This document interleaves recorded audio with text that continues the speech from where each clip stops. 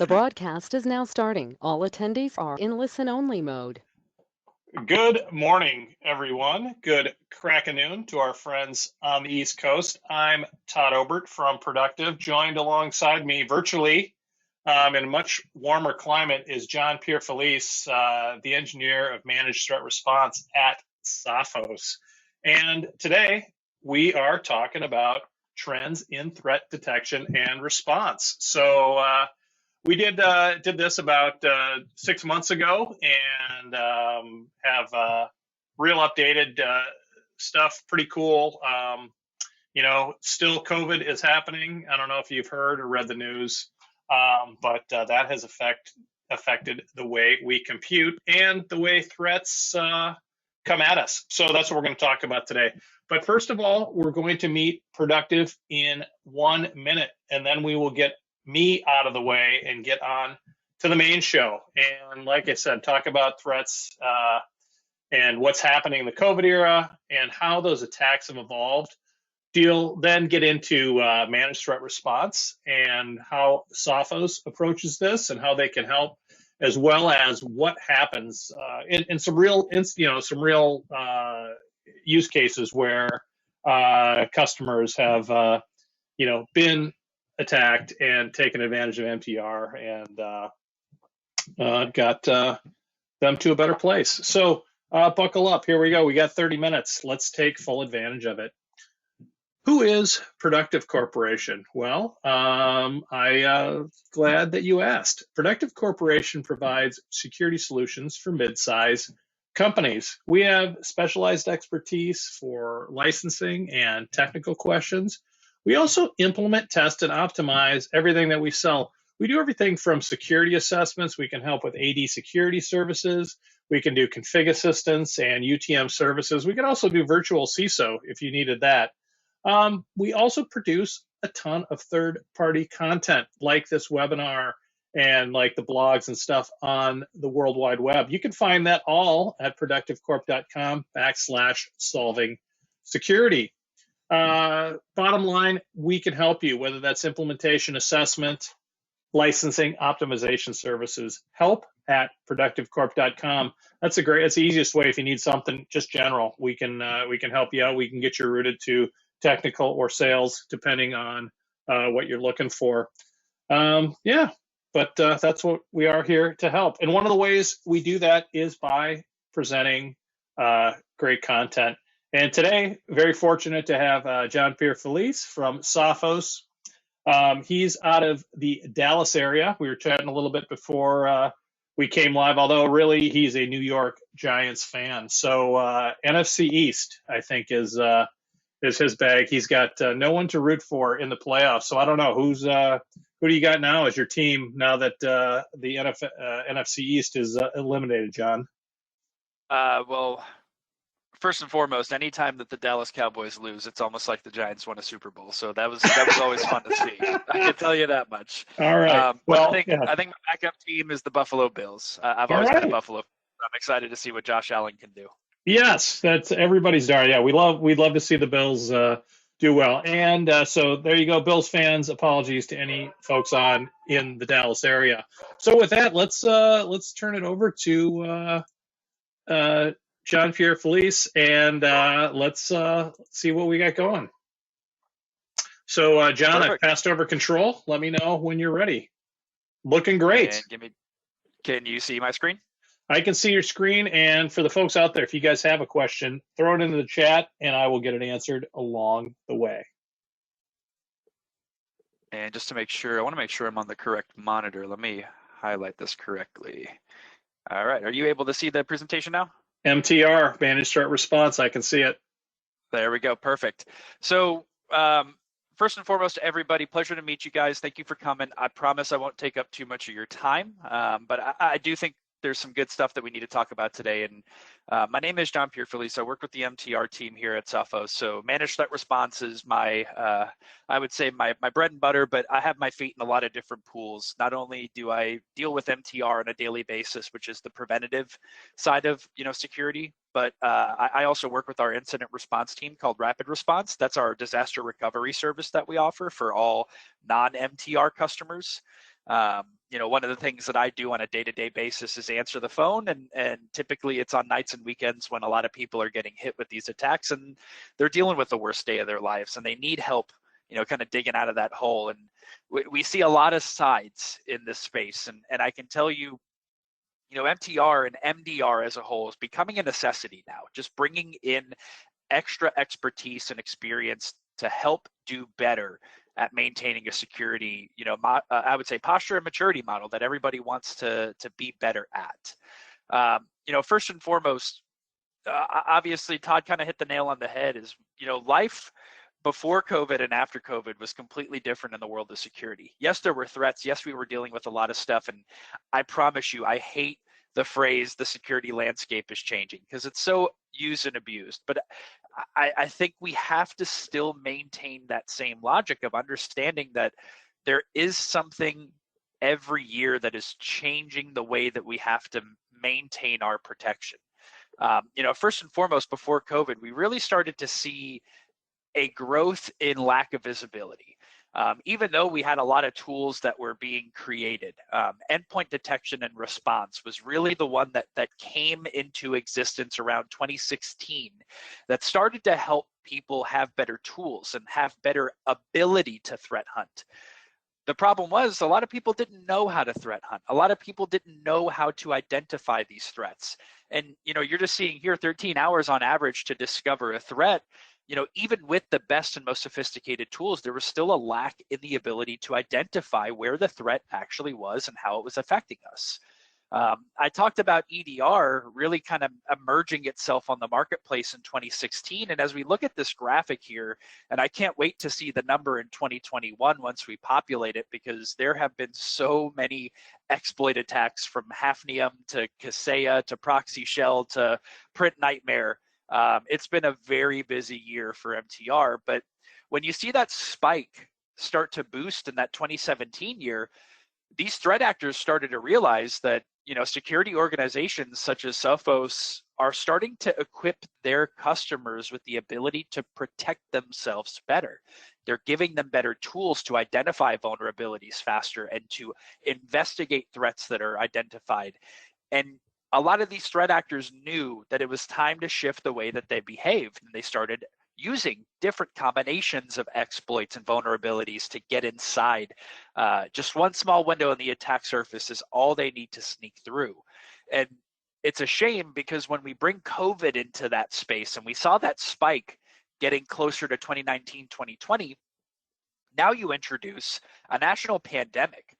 Now you take into account people working from home. I still work from home. We opened up our office for about 2 months in Dallas. We built this brand new office, opened it up. Not even a week or two into that office opening, 2 or 3 reported COVID cases, and they shut it down again. It's just something where it's going to be here for a while. And security organizations as a whole, businesses are struggling still to this day to fully understand how they can protect themselves in this new landscape. Big challenges such as, increased attacks and loss of visibility still because those machines are not on site. And you can't just walk down to the second floor and go over to that desk and pick up that laptop and fix it. It's a completely different mindset on how to resolve and maintain the resolution of these incidents as they occur. And it really speaks to the techniques that a lot of these, threat actors are using. Not only are ransomware payloads increasing exponentially, which is an absolute shame, but it's happening due to, in my opinion, supply chain targeted attacks. They are the root cause for some of the largest compromise and exposures to customers.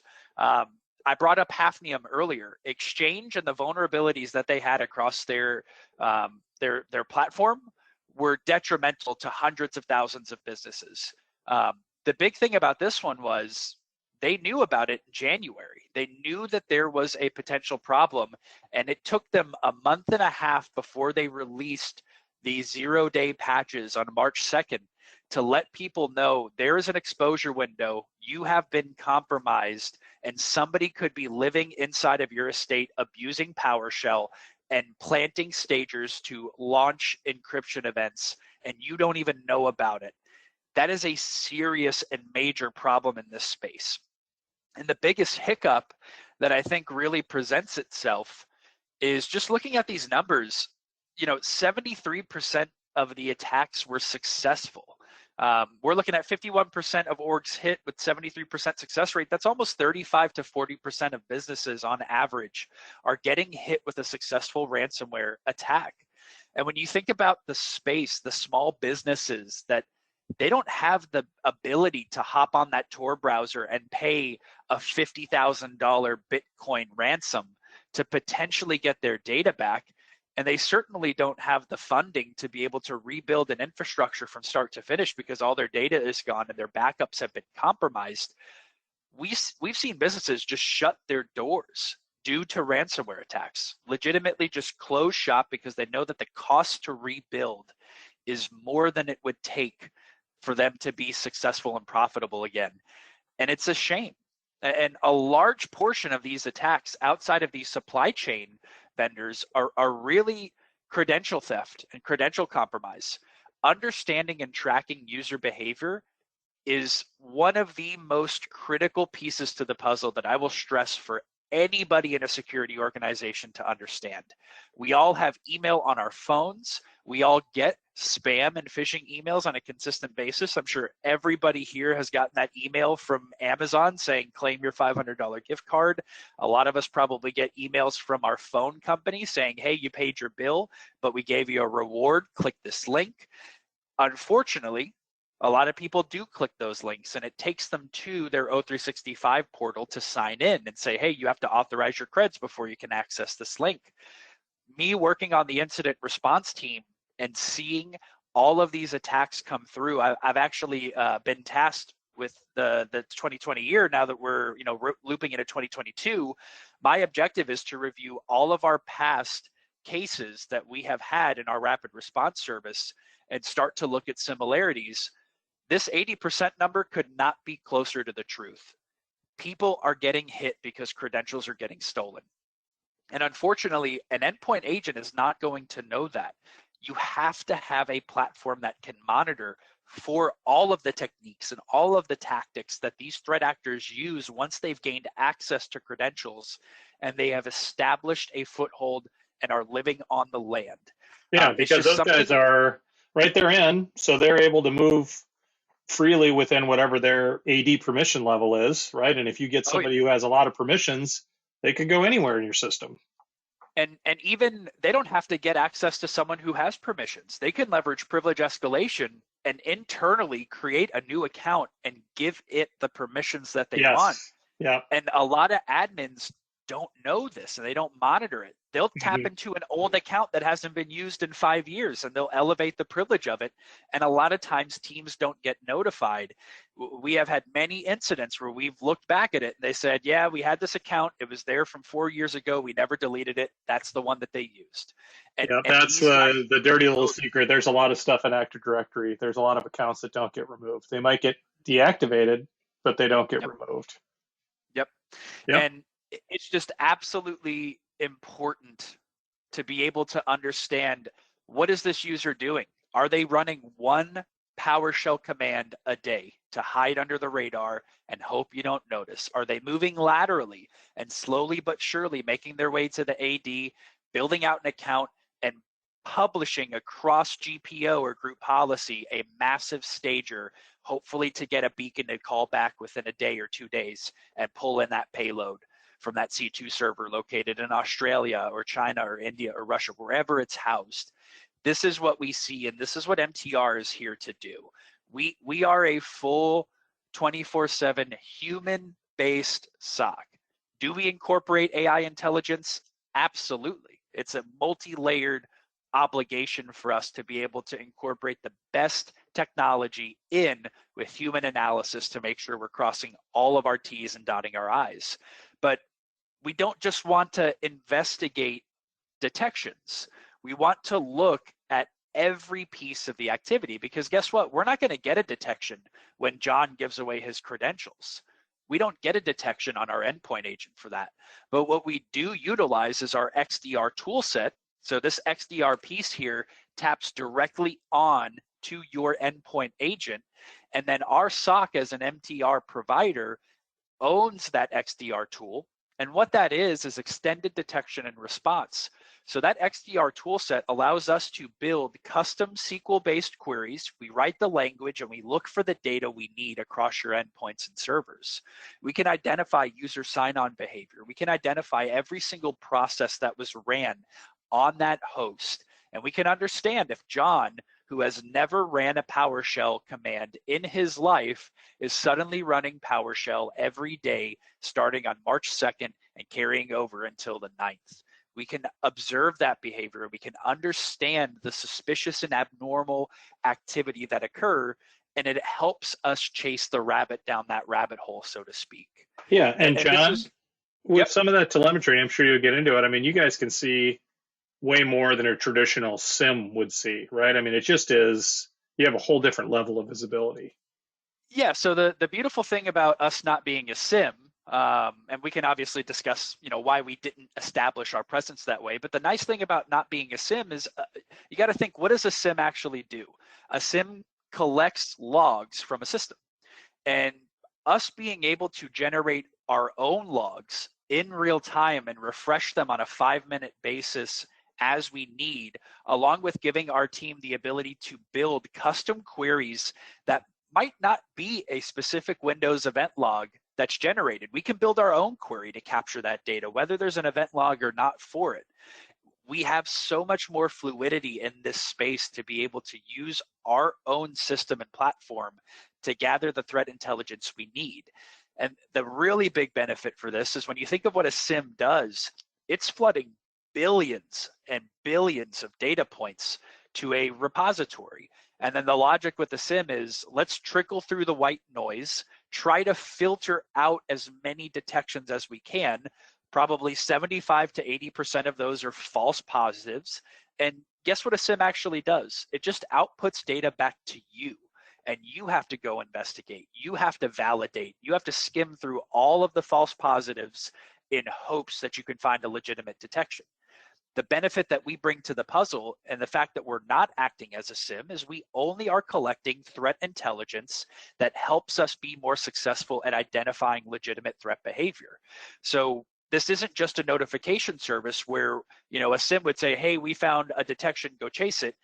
This is us saying, hey, we saw a detection, we ran an investigation, and then we used our endpoint agent as a weapon to fight off the adversary, and we neutralized the threat on your behalf.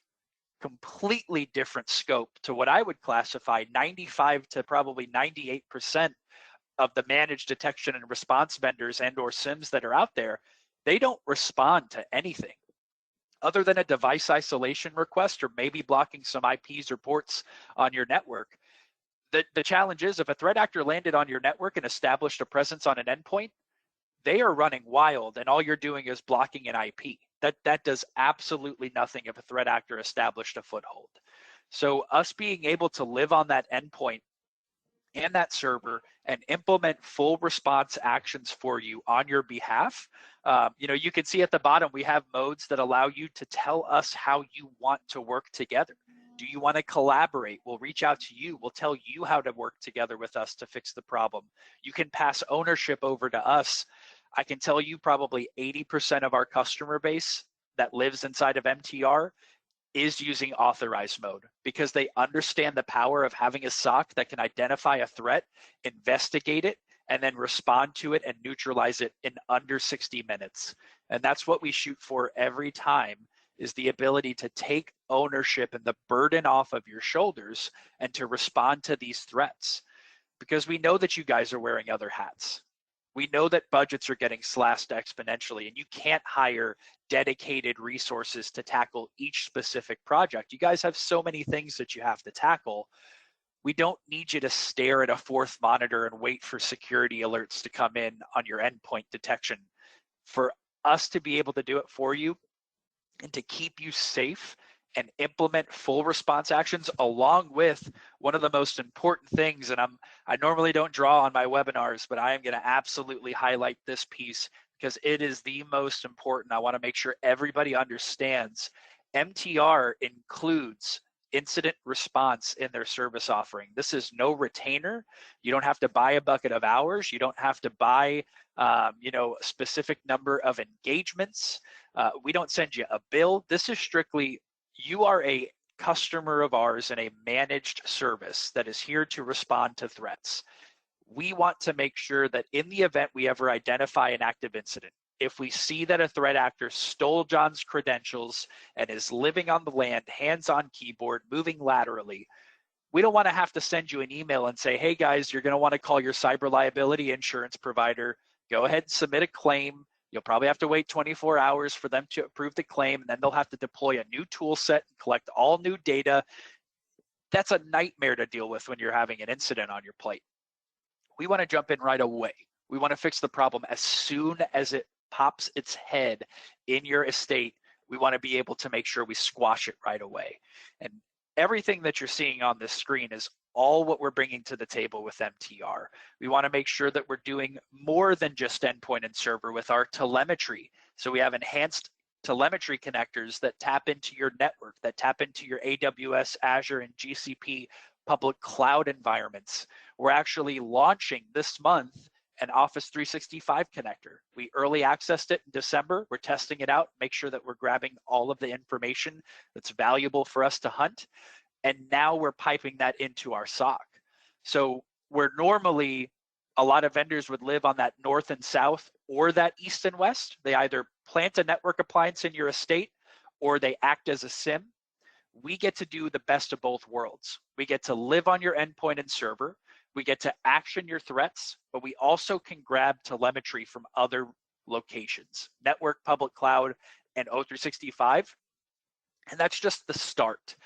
We have such a huge roadmap to take MTR to the next level. Obviously, not to give too much away, but one of the challenges that we're trying to tackle is a lot of people want a SIM ability to send logs to our tool. We're designing a way to do it in a manner that allows us to collect just the data we need. We don't want all the white noise. We don't want all the fluff. We just want legitimate indicators of threat behavior. And that's next on the pipeline is give us your data, but give us the data that will help us be successful and won't slow us down and won't buffer our SOC with a bunch of unnecessary information. Now, obviously, I talked about that 60-minute mark, and I think it's important because as a team, we have to respond quick. One of the things that I love is we don't operate under a service level target, service level agreement model, SLAs. We have service level targets. We do this for a very unique reason, is because we've seen on the market that a lot of people offer service level agreements. All they have to do is own a case and they check off the box. They could take ownership of the case within 5 minutes, but it says absolutely nothing about how long it requires them to fix the problem. We feel like service level agreements, they create bad practices and they encourage teams to sacrifice effectiveness for speed. And we never want to do that. When Hafnium hit in March, this was, in our opinion, one of the largest exploit attacks that we've seen in the security landscape. Our month averages for investigations were skyrocketed over traditional. I think our average time to investigate in the month of March was around 2 hours and 15 minutes, give or take, because we were turning every single stone over in the world of Hafnium to ensure that we investigated as fully as possible.